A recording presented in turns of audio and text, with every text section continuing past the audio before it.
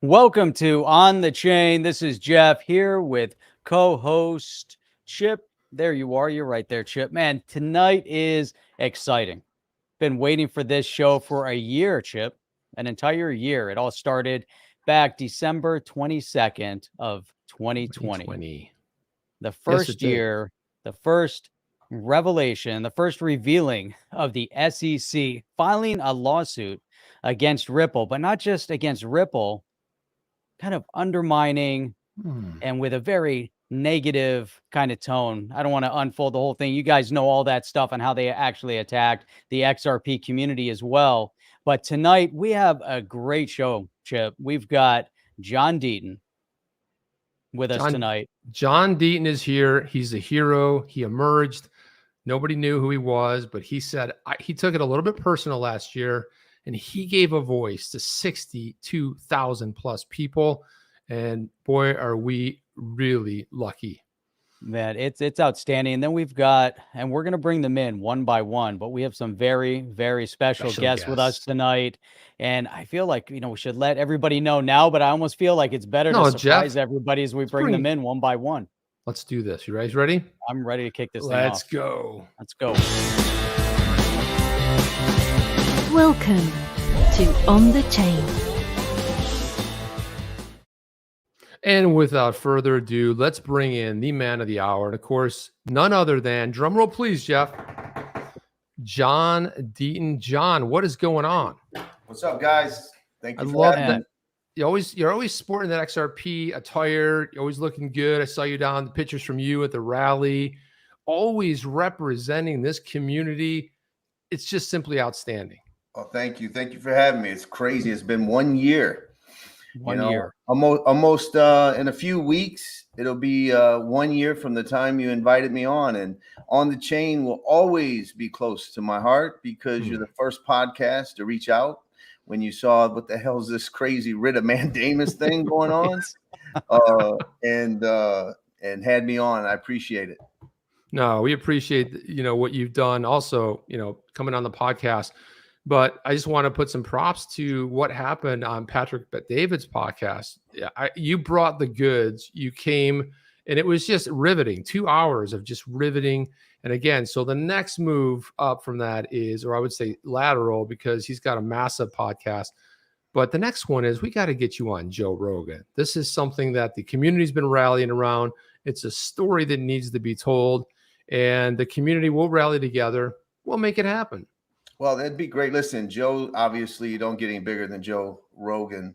And not just that, but the reason the podcast, I think, went well is because Patrick, very smart guy, very insightful, intuitive. Gerard, very smart. And so I think Joe Rogan is similar. If he were to have me on, he's going to look into it. And I think it would be very enlightening for everyone. Very much so. So the first thing we brought you on here was we dubbed it an AMA, which is an Ask Me Anything. So I think we should bring our first guest in here. Let's bring our first guest in here, none other than Crypto Eddie, coming to you live from Japan tomorrow morning. Crypto Eddie, how are you? Wow, I'm great. Thank you so much. Hello to everyone. John, hello. Thank you so much for all your work. Thank you. Thank you. So just out of curiosity, do you have a question for Mr. John Deaton? Warrior he's really the warrior of the XRP army, really bringing it nonstop. And I'll tell you what, that tweet storm you put out today, phenomenal. Just on the anniversary, wow, it was like just beautiful. And I don't know if we'll have a chance to get into that, but Crypto Eddie, you have anything for John? Yeah, I do. So I think it was really great too that Brad Garlinghouse mentioned today about the importance to communicate with Congress, right? So that he is really recognizing that the Connect to Congress that John has created, which I've used twice, and I think we need to use it more than once. So everyone feels good. Oh, I used it once. But I think that an ongoing use is really important to put out there. I was just happy to see that. But I think everyone is worried about the worst case scenario. So I have a two-part question, John. One is, once this settles with the SEC, does another agency have the opportunity to attack? And also, I think the independent investigation is so critical with that list that you put out there. And I'm sure it probably can be expanded upon. But what can we do, just people like myself who are in the space of being little people who have been holding XRP for a long time? How can we make that happen? How can we get that to happen? Well, first of all, thank you for having me on, everybody, and thank you for the question. Listen, I think you've already answered it. We're doing it. Connect to Congress, over 10,000 messages. There's been no coordination. There's no effort. There's no script. There's been no advertising or promotion. It's just you tweeting it out and encouraging people, Chip and Jeff, myself, everyone else in the community. And all 100 senators have been contacted, and all but last time I checked, it's now only 3 House of Representatives, and one of them is a vacant seat. So there's only 2 that haven't been contacted by our community. And so I think we continue to put pressure. These elected officials, if you notice from the last hearing in Congress, that was far more positive than any previous hearing. So it takes time. And, the worst case scenario, the first question is, theoretically, yes, you have, as Brian Brooks has said, there's 9 potential governmental agencies that could have their hand in the pot. I can't imagine the CFTC, if we get what we want and what the law could be ruled on, that XRP itself is a commodity, just like Bitcoin has been declared a commodity, just like the CFTC chairman at one point called Ethereum a commodity, then it should fall under the CFTC. And I can't see at this point, I don't see any avenue for them to attack XRP anymore, right? You'd have the FinCEN settlement and the fine. You'd have the SEC settlement or verdict. You would think that'd be enough pound of flesh for the U.S. government to take out of a small company. But if everyone keeps contacting their congressmen and their senators and asking for that independent investigation, because the one thing that I say, and I believe this in my heart, and I believe that when you have appearances of impropriety to this level, it absolutely destroys public confidence. And it's in the SEC's best interest. If it wants to move forward as an institution, if it wants to have credibility, if it wants to have the public's confidence, they need to order an investigation. And if there was criminal misconduct, prosecute it to the fullest extent of the law. If they conclude that there was no actual criminality, but I can't imagine them not concluding there should have been disclosures, Bill Hinman should have made it clear about his firm and all these things, then at least you did an independent investigation to help restore confidence. And so I think what we need to do, regardless of a settlement, is to keep pushing for that independent investigation. All right, because I can tell you right now what these people fear the most. They don't fear John Deaton the most. They don't fear any particular person most. They fear the power of subpoena. Okay. And if you have a Department of Justice investigation and someone who has a subpoena power that can get emails, that can get phone records, that can get text messages, trust me, people will start paying attention. And so I think we just got to keep the pressure on. I believe if we continue to do what we're doing, there will be an independent investigation ordered. Now, the question is, who's the proper authority? Is it the IG of the SEC? Probably not. It should probably be an independent U.S. attorney who's assigned to investigate it. But thank you. Great question. Yeah, thank you so much. Outstanding question. Yeah. Great answer. John, you're doing such a phenomenal job, for the community, and the community's rallying behind you, and I look back through the history of investing, and I think this is probably the first time, and maybe but the first time that retail investors have ever stepped up to file such a massive lawsuit against the SEC for an overstep and an overreach by the SEC. As part of that, I want to bring in our next guest, and we're we're going to bring everybody in, and this is great. Hang out with us. We have a member from the On the Chain community. We have 2 more very special YouTuber guests that we're going to bring in. But I want to bring in Tom. He's a great supporter here on the chain. and I'm going to bring him in. He has a question for you as well, and a good representative of the community directly. So let me bring Tom in here. Here he is. Tom, Hey, welcome Tom. to On the Chain. Welcome to the On the Chain with John Deaton. Good to see everybody. Good to see you again, John. Good to see you. I know you hear it all the time, but we just could not be more thankful for you and the tireless work that you're doing. Thank you. We I talked appreciate briefly in Washington. I met you recently at the Rally for Crypto at the SEC, and I just want to reiterate that again. Thank you so much Thank for all you. your efforts. I appreciate it. Thank you. I have two questions, if I can. I'll try to make them brief. But the first question is, I know that the XRP community is diligently following John, Jeremy, and James in their fantastic analysis of this SECvRipple case. But John, could you elaborate a little bit more on the specificity of being granted that Amicus status and how that will be incorporated into the upcoming timeline of when and how Judge Netburn will consider your legal brief? Sure. Basically everyone knows by now that Amicus Curiae basically stands for Friends of the Court. And it was a big victory because the judge, in her own words, said that she wants to hear, quote, the material perspective, meaningful perspective, I should say, of the XRP holders and the impact it has on them.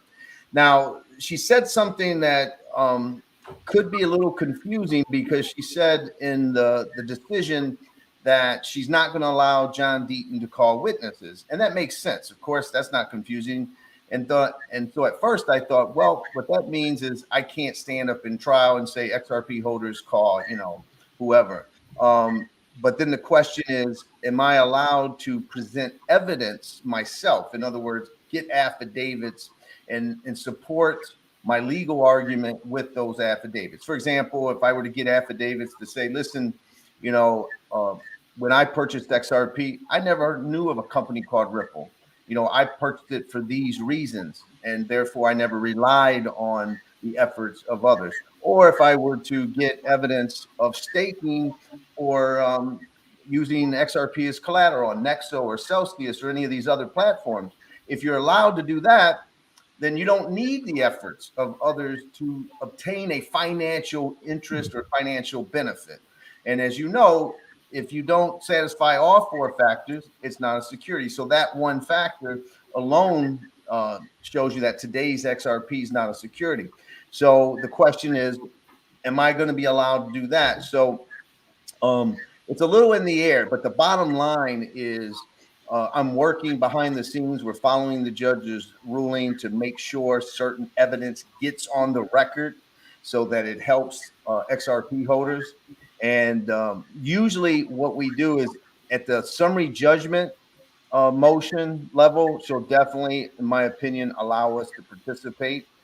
Also, it could be at a potential Daubert hearing. All right. And what that means is if there is an expert, as everyone heard, there are, 16 experts that have been disclosed between both sides. So let's assume that it's an 8 and 8 type of thing.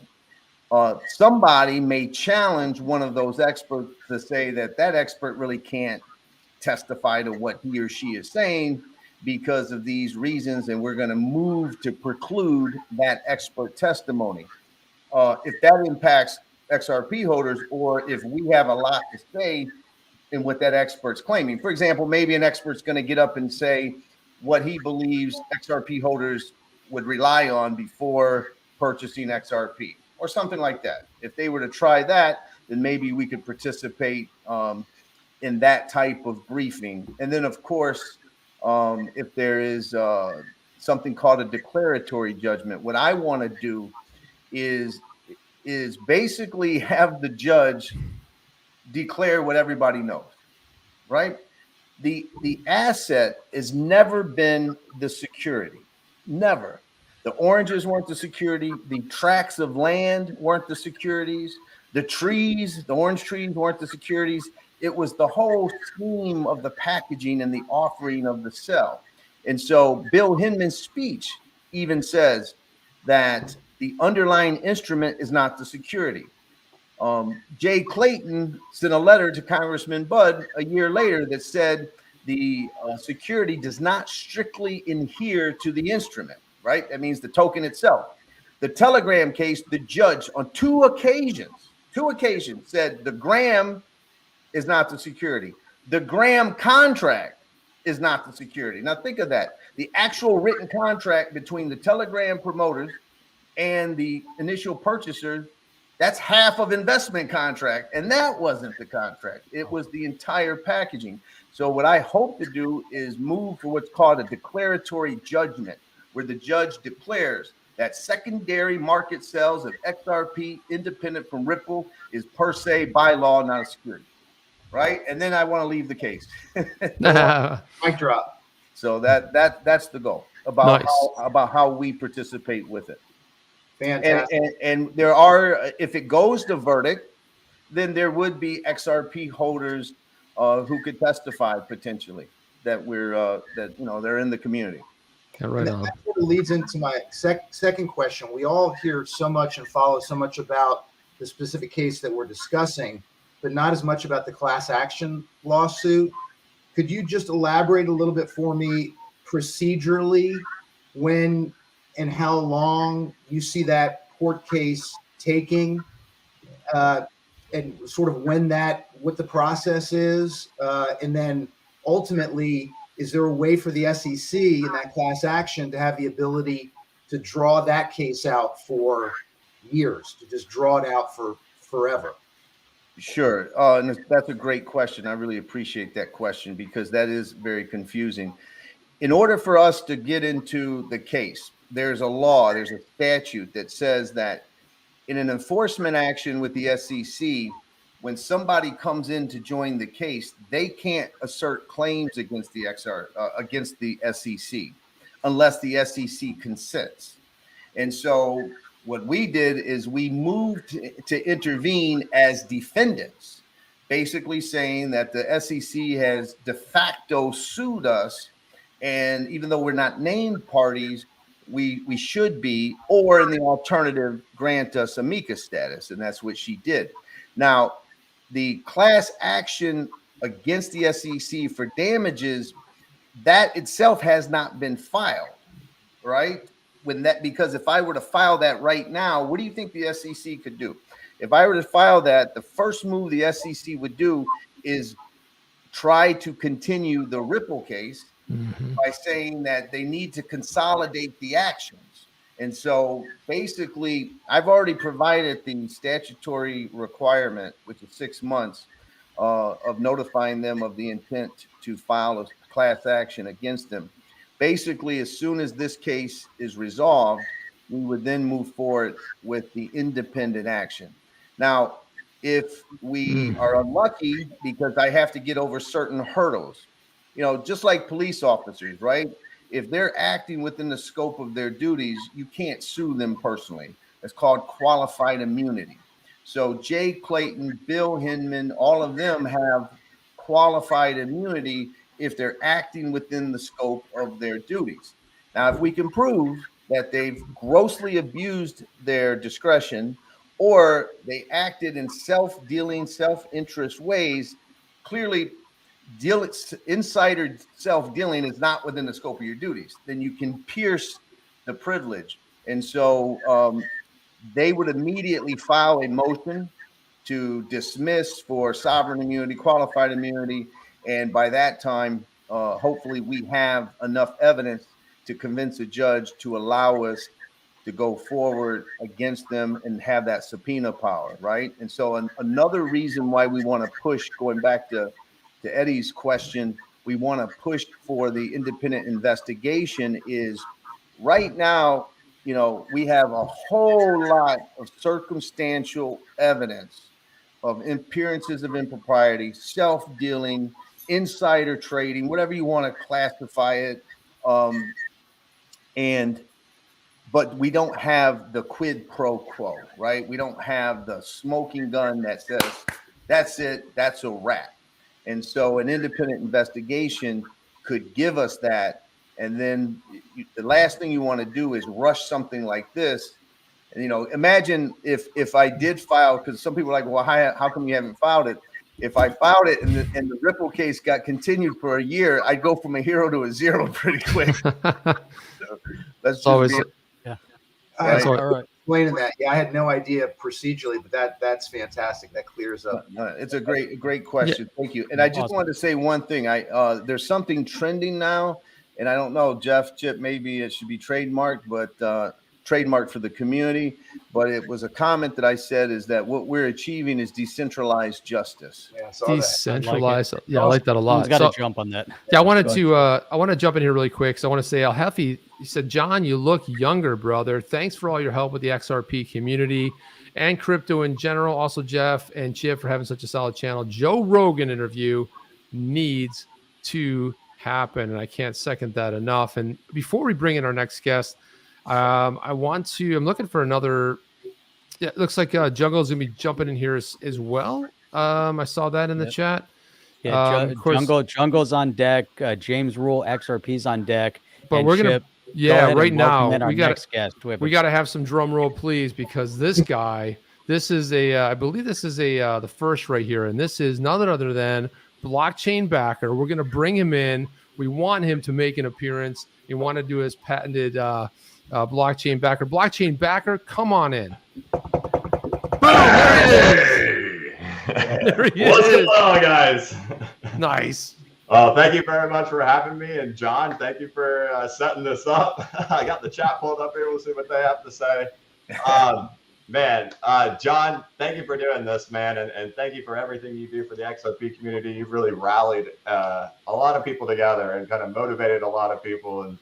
And just my words aren't going to do it. I know you see it all the time over Twitter, man. And, I created that video, how the SEC hurt XRP investors at just the right time. And it was that little 3-minute video that you put out that just sparked a fire in me to be able to put that whole thing together. I had talked to you, man. You said I could use it, and it just flowed right with everything, man.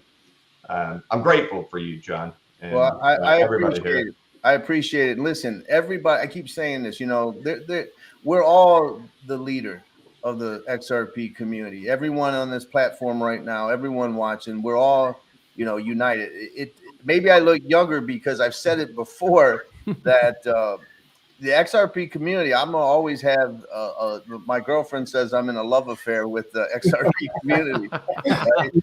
Nothing wrong with that, John. It's okay. Well, listen, I love everybody as much as they love me. I can assure you that. And so I appreciate everyone, their gratitude. But we all play our role, man. Like, I couldn't do the things I say. I couldn't get on a platform like Patrick Bet-David, or maybe hopefully one day Joe Rogan, if I didn't have the tools that everybody else is giving me. You know what I mean? And so, but I do appreciate you saying it. Thank you. Cool, man. Thank you. So, man, I've known I was going to come on this thing for a couple of days. I let my audience, I told my audience today, hey, give me a question that you want me to ask John. And I just kind of went through them and saw what was getting asked the most. And I could ask you just a super simple question. You'd give a super simple answer, but I'm going to make it a little more complicated than that. So just kind of hear me out, and then maybe, you just kind of go on to whatever you want to say at the end. Okay. But the absolute most frequent question I got asked in the comments is about the class action lawsuit. And their question is, how much money can we expect to get from that?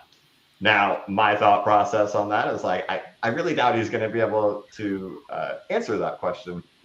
But the thought process I started to go down was, okay, does the SEC know about a class action lawsuit that is likely heading their way at the end of all of this? And does that back them into some type of a corner in regards to everything that's going on right now? And I started thinking, getting your opinion on it. What is the best move for the SEC? Is their best move to keep delaying? Is their best move to settle? Or is their best move to get this thing going the distance? Because as you had mentioned, if there are subpoena powers and if it starts getting, real hairy for them, do they even want that? Oh, geez, now I'm full screen. I'm not full, right. Close enough. So I'm just curious on your thought process on whether or not the class action lawsuit, they take that into consideration. Like, if Ripple does settle, does that get rid of you? If the court does not strike down fair notice and Ripple gets that, does that get rid of you? If this thing goes all the way to the end and then the SEC loses or the SEC wins, does that get rid of you? And my real thought is like, yeah, okay, the clear question everybody had was, hey, how much money am I going to get in the class action lawsuit? But the thing that it really started, and so if you can answer that question, there's a lot of people that would like to know, is just, do you think that the class action lawsuit has any implications for the SEC and how they're handling all of this? Even though there isn't one filed, they probably see 60,000 XRP holders who have signed this class action thing.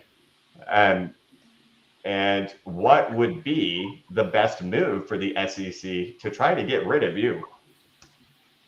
That's a great one. Beautiful. Great question. So let me deal with the first one. The first one is, how much money could a person get? The answer could be none. The answer could be some, right? That's an impossibility to answer. When I gave a notice, when you give a notice to the government, you have to give them, you have to make a claim for damages. Like, I'm seeking $100 million, $10, whatever it is. When I filed the claim, I simply said exceeds $1 billion, right? Just to try to put a number out there. But I don't think the SEC is really worried, and quite honestly, about the class action. I mean, I think they're worried about the publicity. I think they're worried about all of that. But there's a certain arrogance when you have immunity, when you have qualified immunity, right? When you have sovereign immunity, it causes government actors and agencies to have a level of arrogance, because, as I was answering Tom's question, the first move, if I filed a class action seeking $15 billion tomorrow, there'd be an immediate motion to dismiss, invoking sovereign immunity, qualified immunity. So I don't think that they're concerned, because they're arrogant that they're able to get away with it. And even if we have this great circumstantial evidence of conflicts and appearances of impropriety and self-dealing, do we have evidence that meets a high burden? The burden is when it's just like a police officer, if they arrest you and they don't have probable cause, right? That's mere negligence. You can't sue that individual officer because he just was stupid or didn't do his job right. Now, if you can prove that he targeted you and he arrested you for bad reasons, and you can show that, then you can move forward. Now, to answer the question, also, if there's a settlement, now one way to play in the writ of mandamus, what I had asked, I should tell you this. This is going to answer the question too about the best move of the SEC. The best move of the SEC would have been to look at the writ of mandamus, where all I was saying is just go after Ripple for early sales. It's the only thing you can prove.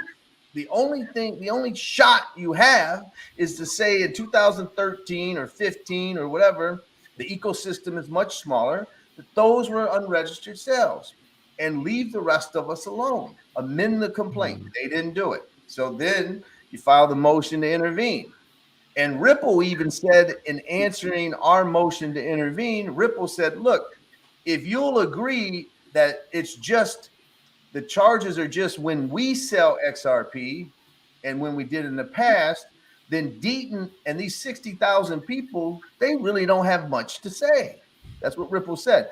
If you're not willing to stipulate to that, and you're going to go forward with this XRP itself is an unregistered security, then these XRP holders have a lot to say. And so I thought that the SEC would come back and say, we don't need all of this of a headache, and do the right thing then. And they didn't.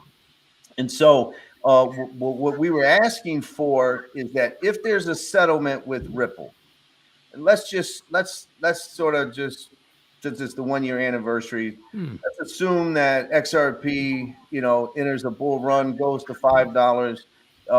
The judge says that the privilege does not apply, orders the documents. Gensler gets cold feet, and they say, we'll take 500 million, which is 10% of the monthly escrow, and we can brag that we got a $500 million settlement from this small fintech company and move forward.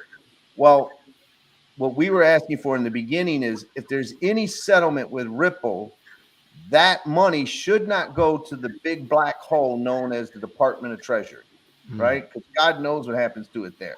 But every single dollar that's collected, if collected by the SEC, will go to XRP holders. So that's the first thing. So it would be trying to force that to happen. Now, that could be part of a negotiation with XRP holders and Ripple if they were to take our input and deal with that. But if there's a strict settlement, I don't go away. I'm just hoping that we're able to get the investigation, because it is a high burden. I need everyone to have realistic expectations. It's a high burden to go against the government and get past this discretionary qualified sovereign immunity. And it's a high burden. It's not impossible. And a lot depends on the judge you pull.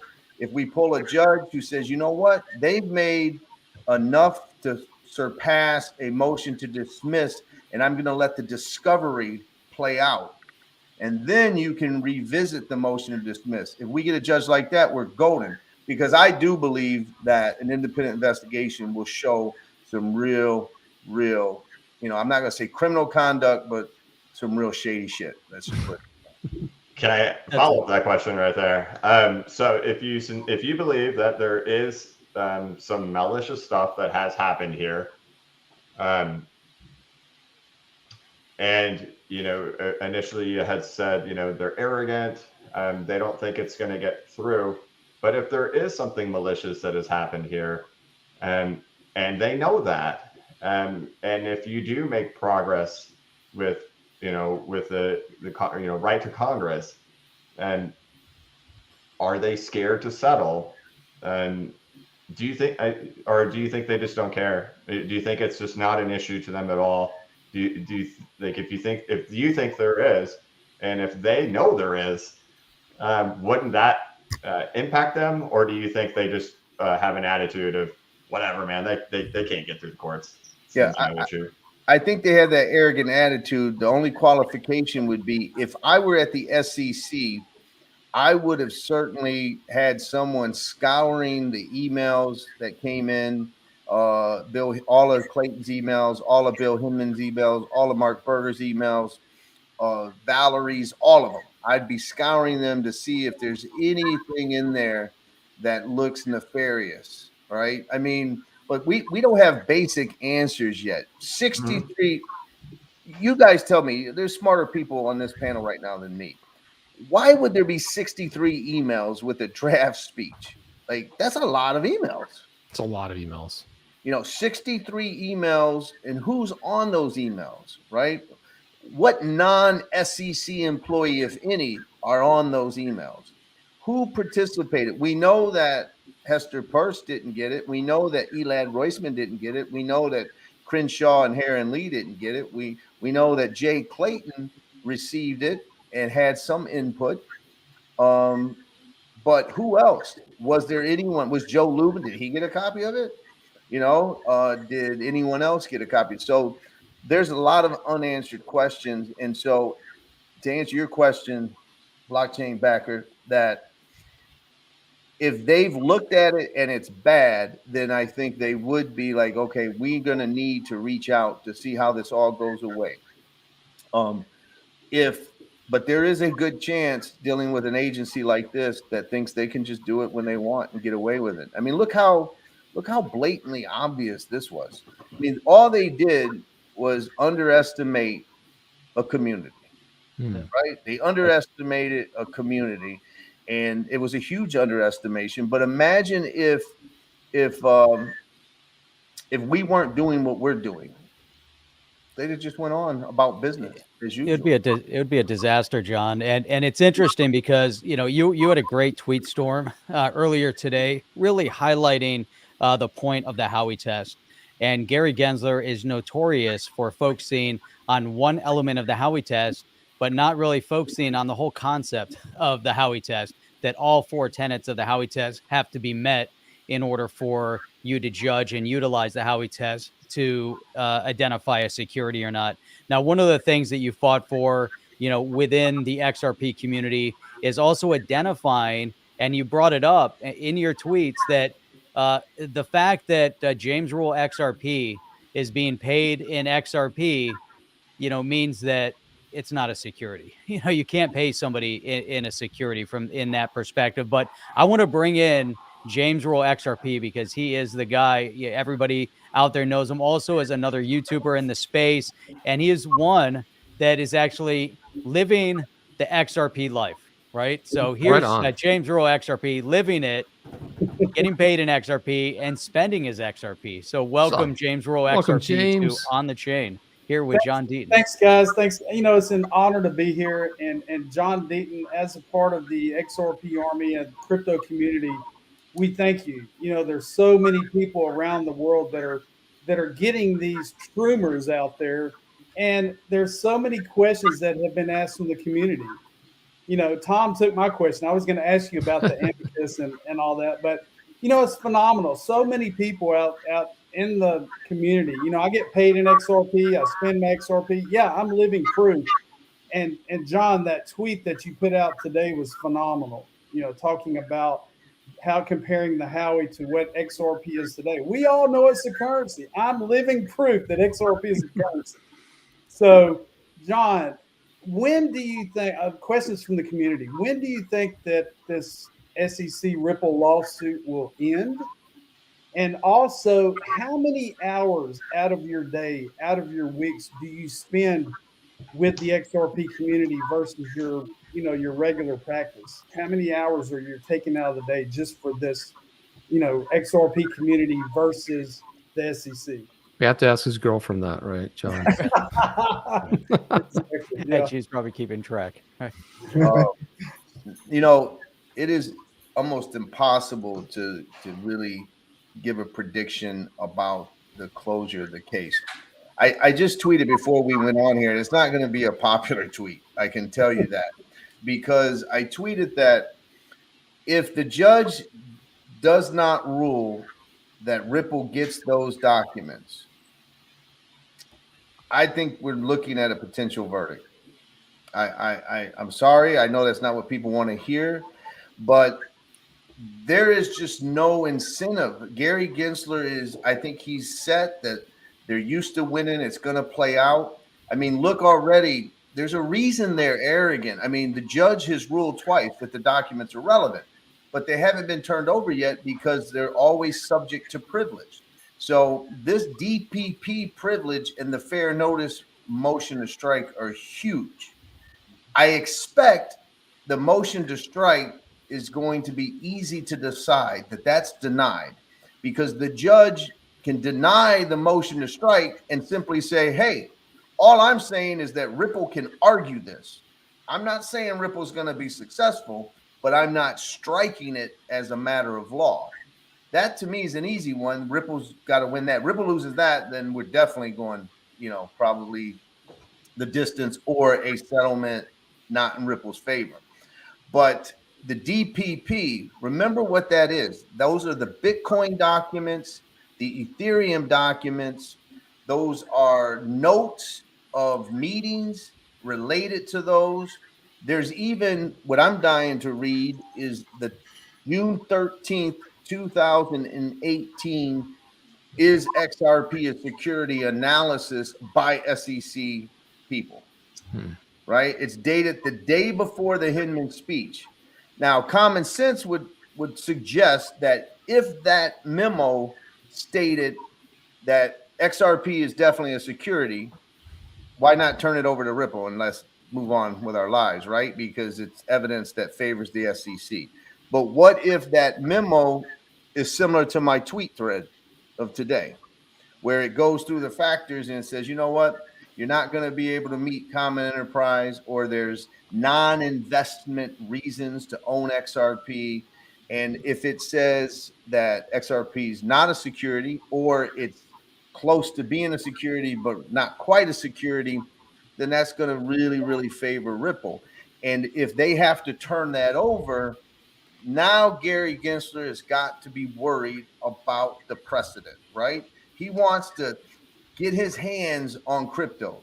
And if Ripple's successful with the fair notice and a summary judgment, say in March or April, then that means Cardano is off the block. That means XLM's off the block. That means Algo. There are any pre-existing altcoin that has been trading for years now would have the same defenses that Ripple had. And if Ripple's successful, then that's bad news for the SEC. That's the leverage that I believe is necessary for Gensler to come to the table and say, I don't want that result. I want to be able to tax whoever I want in this crypto industry, right? Bring them in here and make them bow down to me and tax them and then send them on their way. If that's what his goal is, then losing substantively is going to stop that. So if the judge, it could come down any day now. I'm expecting it before the first of the year. If the judge comes back and says those documents have to be turned over, we could be looking at the SEC filing an interlocutory appeal, right? They can appeal to Judge Torres because that would be Judge Netburn, and it gets continued that way. But that's when settlement's right, if that happens. If she comes back and says that the documents are all privileged and none of them have to be turned over to Ripple, I think everyone needs to strap in for the long haul to the summer. I know that's not popular, but that's my honest opinion. I think it might not be popular, but it also could end in a very nice way, because there's a lot going on there, a lot to unpack. And continuing this, I want to go ahead and bring in our next guest. When you talk about warriors, when you think about Roman soldiers, when you think about that iconology, when you think about the grandfather of XRP YouTube, it's none other than Jungle Inc. Jungle, what is going on? Hey, what is up, everyone? You hear me all right? Yeah, good to see you, man. I see you're in the having me on. You're in the man cave over there. Yeah.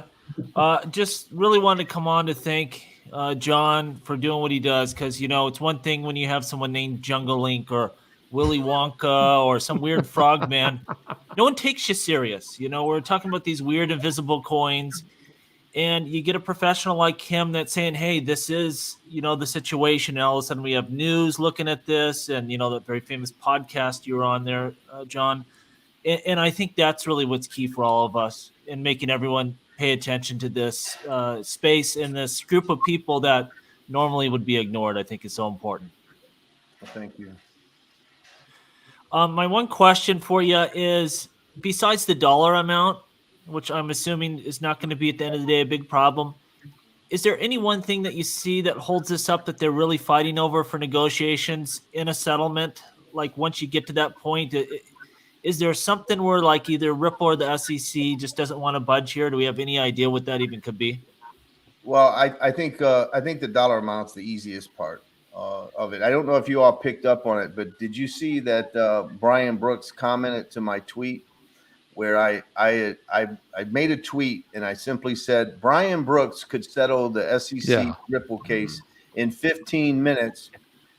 He would say, Ripple, pay this amount for early sales.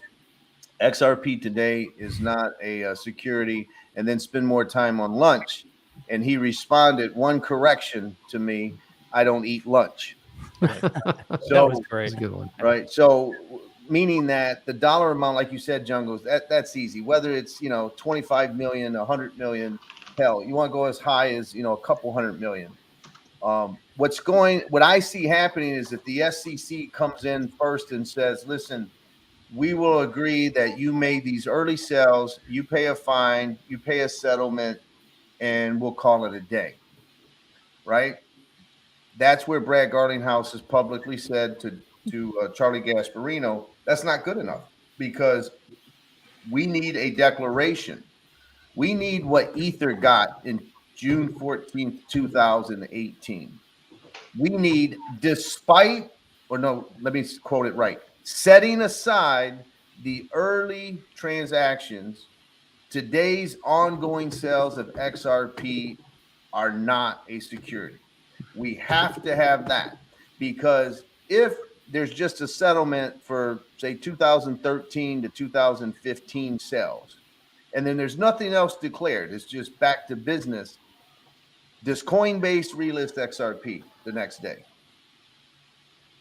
Your guess is as good as mine. There's an argument, unless there's a declaration that ongoing future sales of XRP are not a security, is Coinbase going to relist it? Is Kraken going to relist it?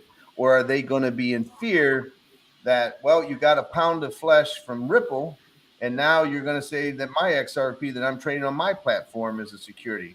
So that to me is the biggest hurdle, because normally in a settlement, the SEC doesn't make those kind of futuristic declarations. You know what I mean? And I think so. And to be honest with you, that's why we fought so hard to get into the case. To me, what we're talking about right now is the whole purpose of why we had to do what we're doing, because if that were to start happening, that's when we would have to move in and say, listen, if there's a settlement just between them and these early sales, and there's no declaratory judgment from the court about today's secondary market sales of XRP, then XRP holders still don't have the clarity that they need.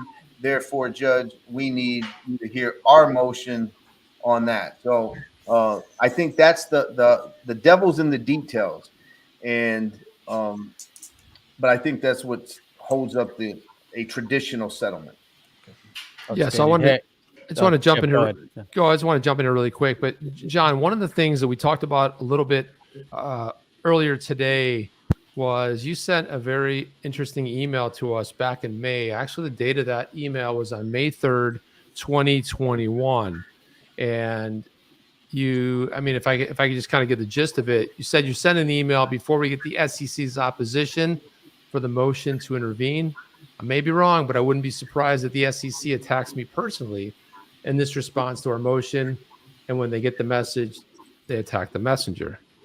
Interesting that a little clairvoyant there, but that's exactly what happened, right? They kind of came after you. Yeah, I sent you and I sent Matt at Moon Lambo. I sent you both basically those emails where I just said, listen, if I claim this after the fact, everyone's going to think I'm full of crap, right? So I'm going to go on a limb because I know these agencies and I've dealt with federal prosecutors and I just sort of know how they think. And, you know, there's a lot of people that were saying, you know, a lot of securities lawyers and traditional lawyers in this field, they wouldn't be as active on social media as I, right? They'd be like, oh, I'm Amicus counsel, so I'm never going to tweet again. But a lot of the stuff that we've uncovered is arguably irrelevant in some ways to whether or not an instrument is or is not an unregistered security on a particular day or a particular transfer. So, for example, the SEC stated in their papers the motive behind the lawsuit is irrelevant. They actually wrote that in one of their papers. Regardless if Jay Clayton did it on his last day, regardless of whatever reason, bad or good, it's irrelevant to whether or not XRP is a security. And so, in a way, some of the tweets that I made, I put in that email to you. I was just simply saying that one way to get that into the court is for them to open a door and attack me personally. And as you know, they said that I threatened SEC staff with violence because I did that satirical, exaggerated that was funny cross-examination of Clayton. And I put in my cousin Vinny clip where the judge says, "Are you on drugs?" and in the video, I go, "No, Judge, but I don't do drugs, but I might need some if this continues." They said I was promoting drug use. right? was In a weird. satirical, exaggerated scenario. And I think that it was a way to demonstrate to the court how desperate they are. We have justice and the law and truth on our side. They don't. In my honest opinion, if I was at the SEC, I would not make these arguments. I would not go into court and say that secondary market sales of XRP for 8 years retroactively, regardless of who sold it or bought it, is an investment contract with Ripple. It's an unconscionable argument to me, right? And so I couldn't do it, but I know that because they're all about fighting. They're all about anyone that counters them. If you're used to winning all the time, if you have the resources of the United States government at your disposal, if you have an unlimited budget to prosecute people, right? You're not used to getting pushed back.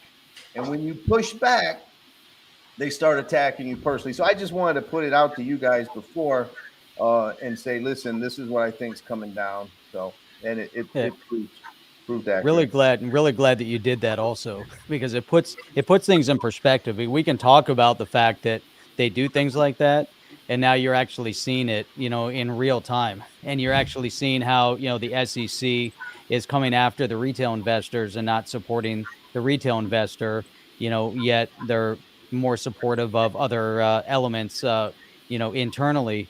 One of the questions, and I want to open it up to the floor. We have some, great representation here from the community. Jungle had to leave, but we've got blockchain back here. We have Crypto Eddie here. We've got James Rule XRP here. We've got Tom here from from the On the Chain community. We've got myself. We've got Chip. We have got some really great representation here. And it's amazing the reach that we have within the community. John, you've really taken that reach and and magnified it to such an extent on behalf of everybody, which is really fantastic. Now, there was one question that came from XRPHollywood. I kind of saw it go through in the chat, and he was asking if the case does reach settlement or there's some outcome in the SECvRipple, does that have a direct impact on the case that you're taking against the SEC?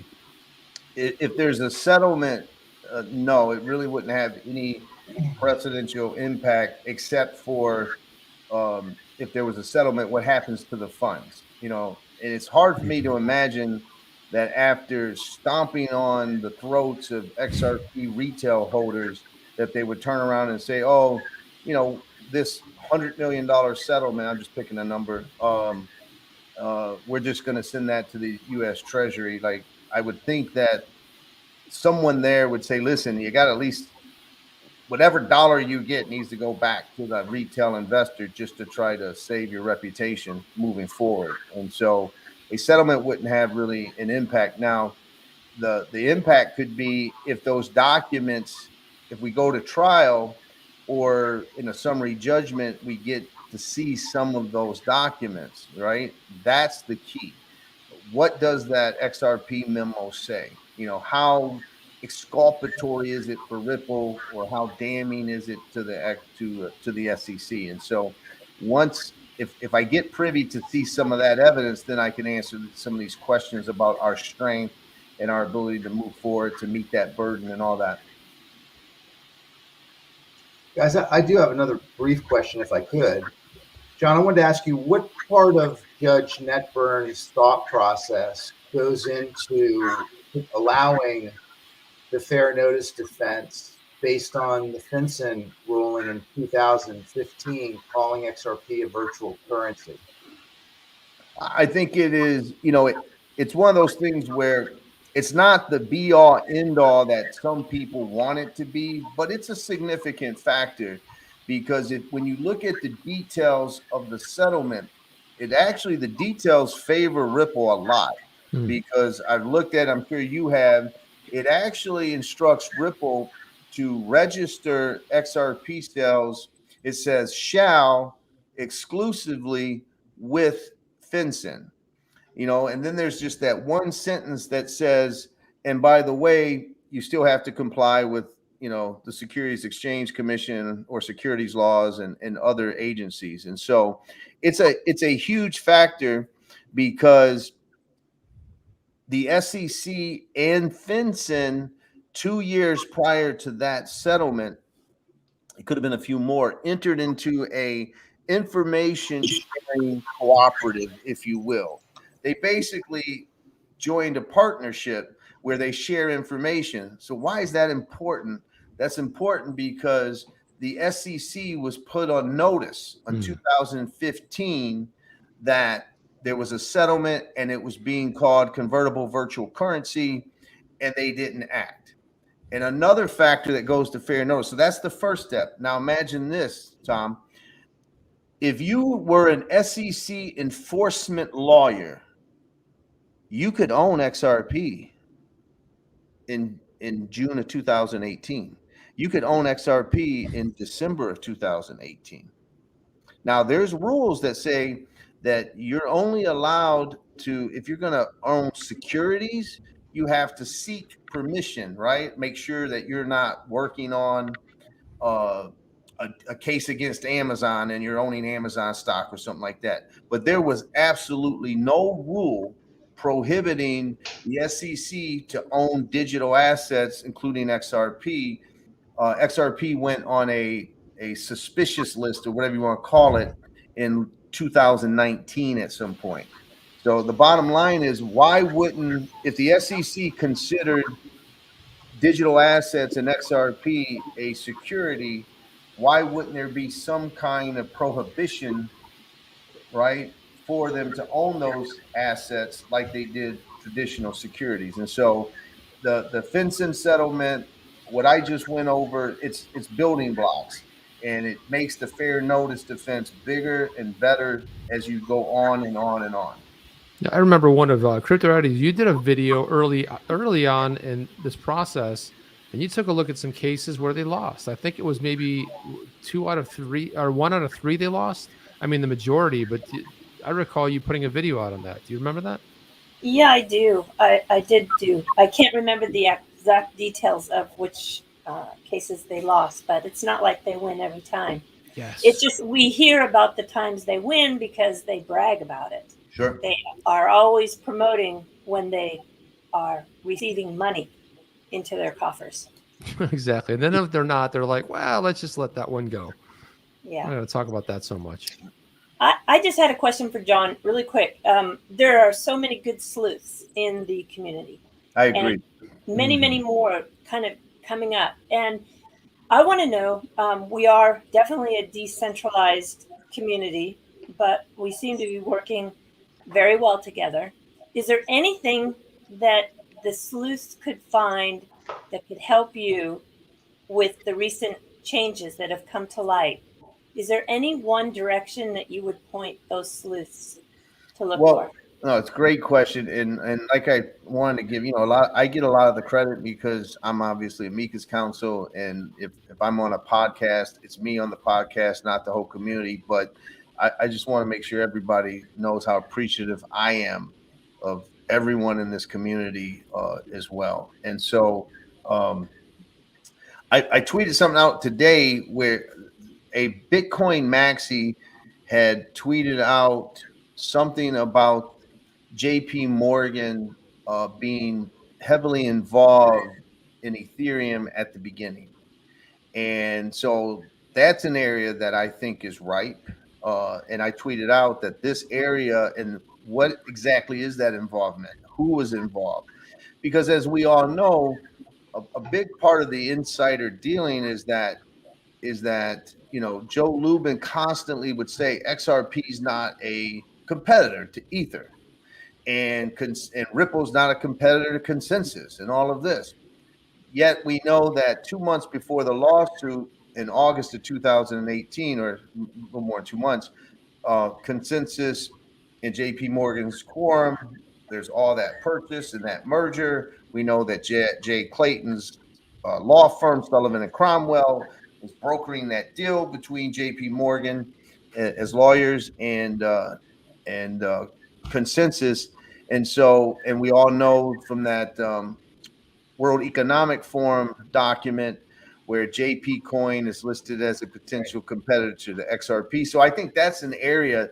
And each day, as you say, Eddie, we learn something more.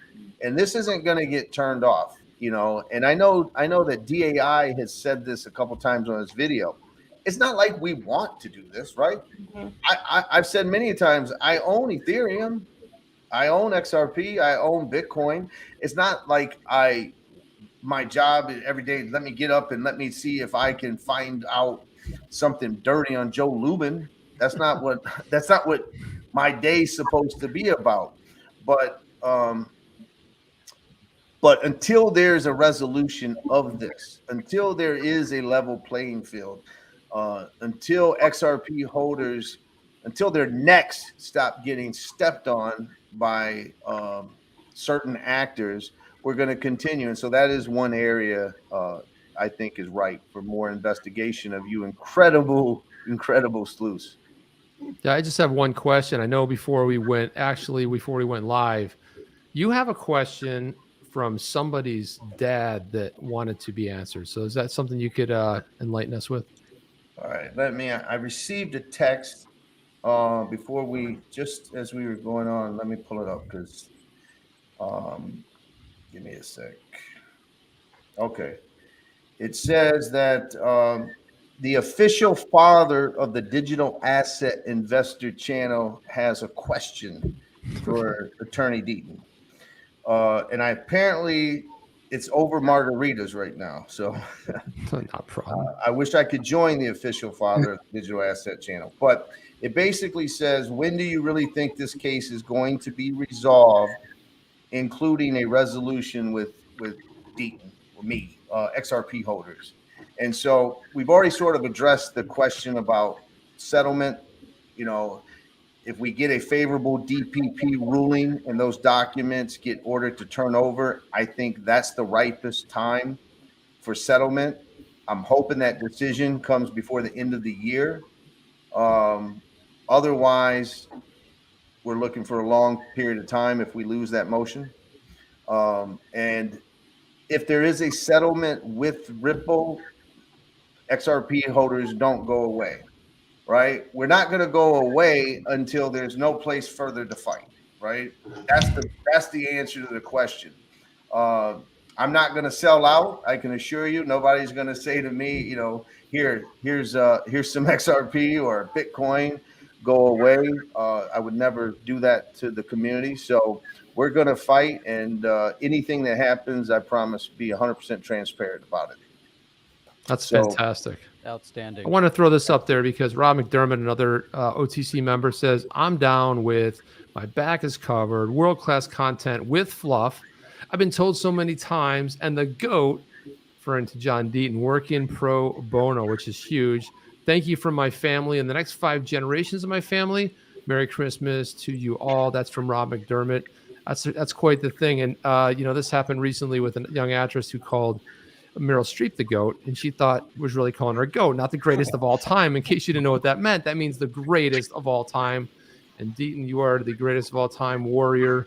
It's one of the things I remember when we first brought you on, and you came on and you told us exactly why you had spent your Christmas vacation, not happy with this whole thing, and doing a lot of writing, exploring. And one of the things that you said is that it just got under your skin as an XRP holder, because there's other cryptos you're into, but it got under your skin, and that motivated you. And when you came on, it's amazing who you have really risen to the occasion and become. And again, everyone's thanking you, but I thank you as well. I think the OTC family thanks you. See all the glowing comments, but what a great effort by everybody. I mean, incredible. No, I appreciate it. It's crazy when you asked me to be on. I said, of course, I would say yes. The 1-year anniversary today, when the lawsuit was dropped, and really how it started is on my phone. The complaint. I pulled up the complaint, and I just wanted to read the first paragraph because I actually believed the first paragraph was going to say that on or about this occasion, Ripple sold X amount of XRP to this investor right? And that constituted an unregistered offering. And then I would go about my day. And then the very first paragraph said digital asset security, called XRP. I was like, what? Yeah. Like that got my attention. And then when I saw present day, right, when it said to the present, right there, very first line from 2013 through the present, that's when I was like, oh my God, they're saying that today's XRP is a security. It can't be right. So then all I did was I hit download, print, and then on Christmas Eve day, I started reading it. And then as I read it, you know, and we don't have to go through it now, but when you read it, there are literally paragraphs in there that say the very nature of XRP itself is a security. It literally says, there's a paragraph that literally says that every XRP holder entered into a common enterprise, not just with Ripple, but with every other XRP holder in the world. Yeah, it's Right? They didn't say the world, they just said every other XRP holder. So that means that I'm in a common enterprise with James Rule XRP, which I don't mind because I know James Rule XRP now. But when I bought XRP, I didn't know it, right? And so it was like, that can't be right. And then it was like, well, you could say that about Bitcoin. Every Bitcoin holder is in a common enterprise with every other Bitcoin holder. Then it said, there's literally a paragraph that says that one reason it's a security is because all XRP holders are equally going to benefit if XRP goes up. Well, how's that any different from Bitcoin, Ethereum, XRP, gold, silver, aluminum? Like it just goes on and on. And so as I was reading it, I was just shaking my head. And I mean, I knew that the exchanges were going to delist it. And the kind of funny thing is I disappeared on Christmas Eve. My girlfriend was wrapping presents and I literally disappeared. And I just come in and I've read the complaint like twice. I probably spent like 5 hours reading it.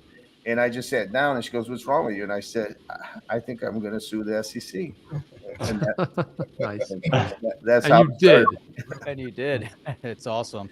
Hey, you know, in respect of everybody's time here, this was probably one of the best conversations we've had here on the chain. We have the best representation from the community. John, you are outstanding. You're kind of like a beacon to the entire community here, you know, what you're fighting for. We know what the SEC is about. We know that they're wrong. And, you know, want to thank you for that. I want to go around the room, get some last comments, last thoughts, you know, from everybody. And then we'll wrap it up with another last thought from John. But blockchain backer, we'll start with you, go to James Wool, and kind of go around the world. I don't know what to say as final thoughts, but I had a lot of fun being here. I know this is crazy. A lot of people are seeing me on camera for the very first time, but I wanted to do that here. Special event with John. I respect John, Chip, and Jeff. I respect you guys. Thank you for having me on. It was a lot of fun for me. And all the people in chat, I can see a lot of support in there too. So thank you. I had a good time. Oh, and Merry Christmas. Happy holidays. Merry Christmas. Merry Christmas to you too. All right, James Rule. James. Hey, John Deaton, I want to thank you for everything you've done. You know, Merry Christmas. We're going to get John Travolta to play you on the movie of the century. John Travolta is going to play Mr. John E. Deaton on the movie because we know there's like it. A movie. We know there's going to be a movie. Merry Christmas. Happy New Year. Thank you. Merry Christmas. Happy New Year, James. And of course, let's bring in, how about Tom? Tom, what about the last parting words? Guys, I'm just honored to be a part of this. Just a great show tonight, and honored to be part of this community. And I think when we look back, I think John's phrase, decentralized justice, is going to be very telling in the future, because I think we are all a part of a movement that I think will inspire much more democratization of people coming together through social media in the future to make big changes in our world. And I really believe that. I really believe when we look back 10 years from now, this is really the beginning of, I think, what is going to just spiral and grow the way that we get things done as humans. So there's always a silver lining. I'm very Well said. Well said. And also, Crypto Eddie, let's hear some final words from you as well.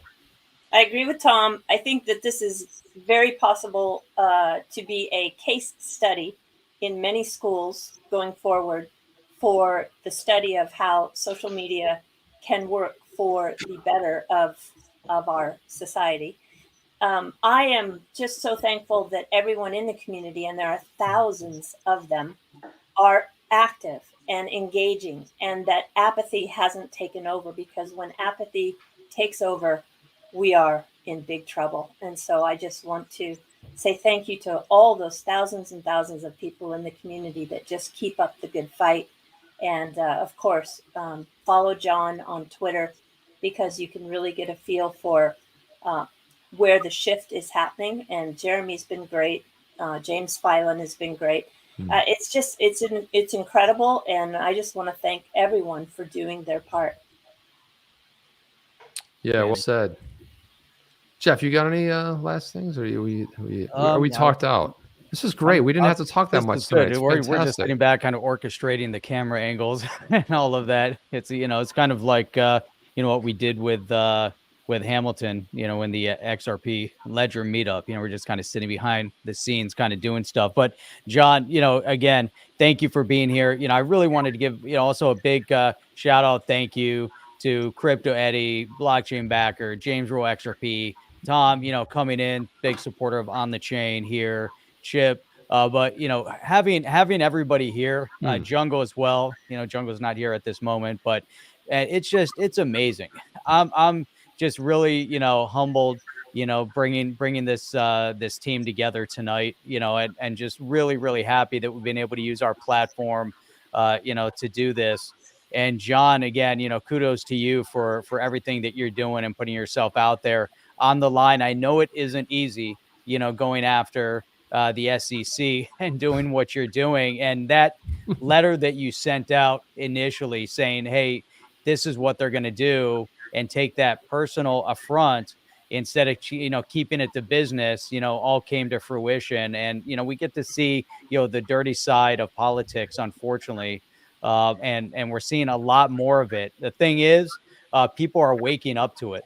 Yes. And a lot of people are waking up to it. And John, thanks for being there, kind of a warrior on the front lines. And I want to give, let Chip, if you have anything, and then let's let John, just one last thing. We'll let John go, but all I wanted to say in representing the community, XR Speedboat, who's here pretty much every night, wanted to know, I know he couldn't make it tonight.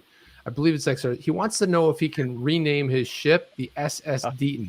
He wants to know if he has permission to name it the SS Deaton. I thought, what a great tribute that would be. As long as it doesn't end up on a 3-hour tour on some island, I think we'll be in good shape, right? But John, thank you for thank you for being here. Thank you for everyone for being here. Blockchain Backer, especially, giving us a glimpse of that. He's a good-looking kid. He's a good-looking kid. So look at him, and everybody here today, Crypto Eddie, James Rule, just phenomenal. Again, like Jeff said, humbled. But we're going to go on and get out of here. If you guys want, we'll wrap this up right after this. But everybody, thank you very much.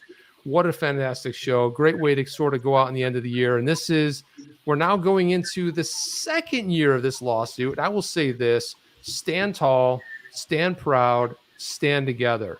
If we stand together, and increase our numbers, we cannot be defeated, and we are not going away quietly. So let's all do that together. Yep. So let's let John give us some last words, and then as we do the outro and we get out of here, everybody that's here with us right now, just hang in there, and we'll say part ways, kind of offline. But John, take it away. Parting words. I tell you, Eddie really summed up. I actually wrote down study. There'll be a study in law school. Case study, Case study in law school. I wrote that down. You and I might be a footnote in there. And here's the thing: is keep doing what we're doing, because everyone saw the reaction? Remember the guy's reaction? Oh yeah, when he saw redaction. Right. This is our government, stunning. right? This is our government simply by asking the question: who did you represent at the Ethereum Foundation? Right? How is that not something that we need to know? You're supposed to disclose conflicts of interest.